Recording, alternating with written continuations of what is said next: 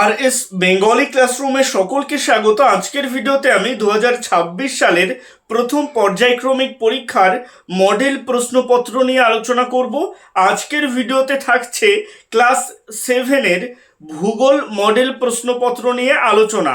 আমি কখনোই বলবো না যে এই ভিডিওতে আলোচিত প্রশ্নগুলোই তোমরা হুবহু পরীক্ষার খাতায় গিয়ে কমন পাবে, তবে এই কথা নিঃসন্দেহে বলতে পারি যে এই ভিডিওতে আলোচিত প্রশ্নগুলো ভীষণ গুরুত্বপূর্ণ প্রশ্ন, পরীক্ষায় আসার মতো প্রশ্ন।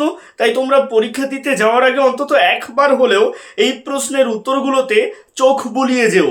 তোমাদের সুবিধার জন্য বেশ কিছু প্রশ্নের উত্তরও আমি এখানে করিয়ে দিয়েছি, তাই আমি চাইবো তোমরা ভিডিওটা স্কিপ না করে একদম প্রথম থেকে শেষ পর্যন্ত দেখো। তো কথা না বাড়িয়ে শুরু করছি আজকের মূল ভিডিও।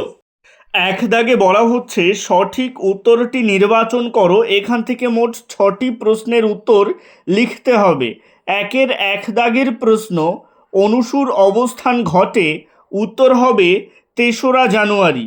একের দুই দাগের প্রশ্ন, অধিবর্ষের বছরটি হলো, উত্তর হবে 2024। এই অধিবর্ষের বছর নিয়ে একটা প্রশ্ন আসতে পারে, তো যে সালগুলো থাকবে সেই সালগুলোকে 4 দিয়ে ভাগ করে দেবে। যদি ভাগফল মিলে যায় অর্থাৎ কোনো ভাগশেষ না থাকে সেই সালটাই হবে অধিবর্ষ।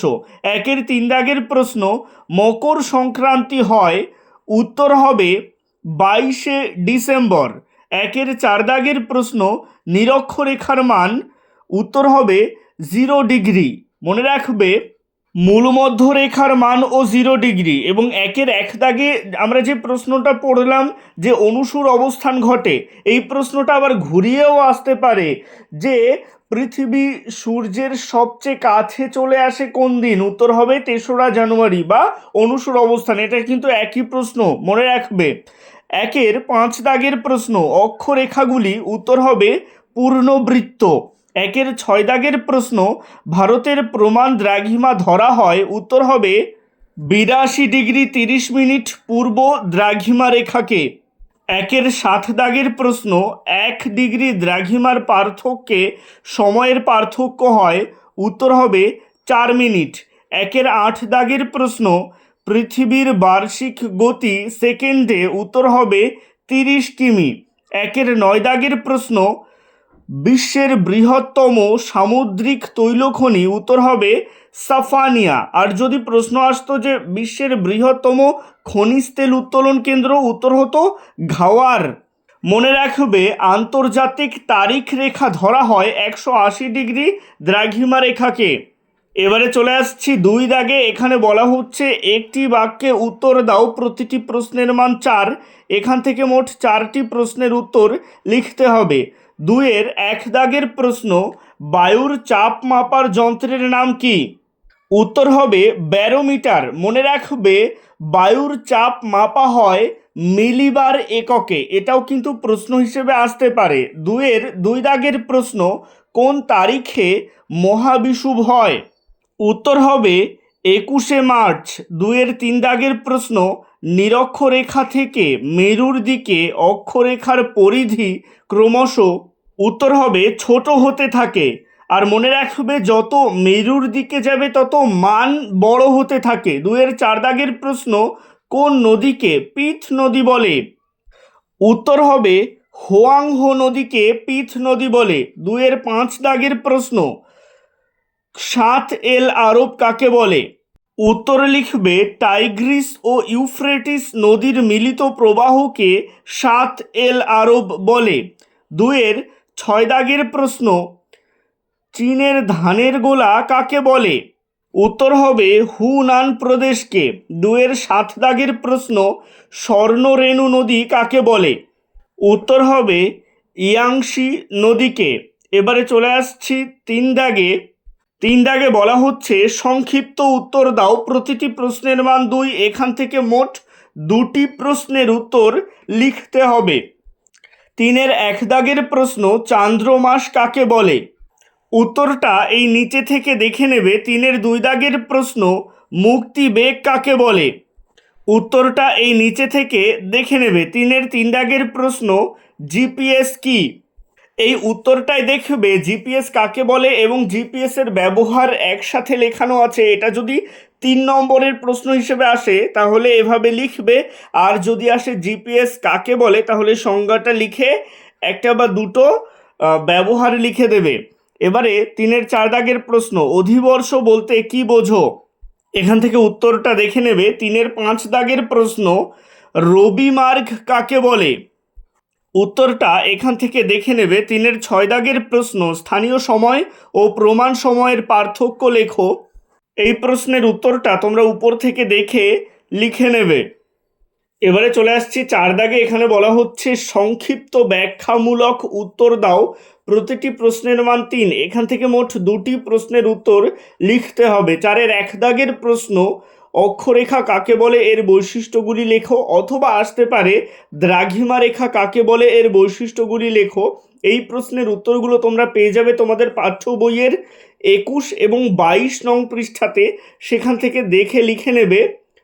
2 দাগের প্রশ্ন, কোন দেশকে কেন নিশীথ সূর্যের দেশ বা মধ্যরাত্রির সূর্যের দেশ বলে?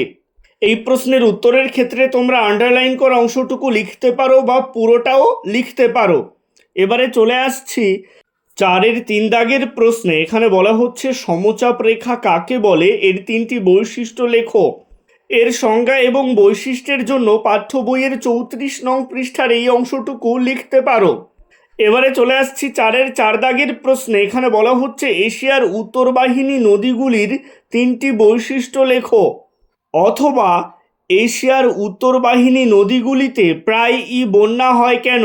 যদি এশিয়ার উত্তরবাহিনী নদীগুলির বৈশিষ্ট্য আসে তাহলে প্রথম লিখে নেবে যে এশিয়ার উত্তরবাহিনী নদীগুলির বৈশিষ্ট্য হলো, কমা দিয়ে একটা হাইফেন দিয়ে এখানে যে 4টি পয়েন্ট আছে সেগুলো লিখবে।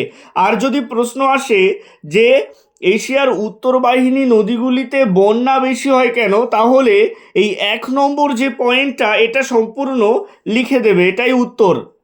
5 দাগের প্রশ্ন, টিকা লেখো জলবিষুব অথবা কর্কট সংক্রান্তি। জলবিষুবের প্রশ্নের উত্তরের জন্য পাঠ্য বইয়ের 14 নং পৃষ্ঠার এই অংশটুকু সম্পূর্ণ লিখতে পারো।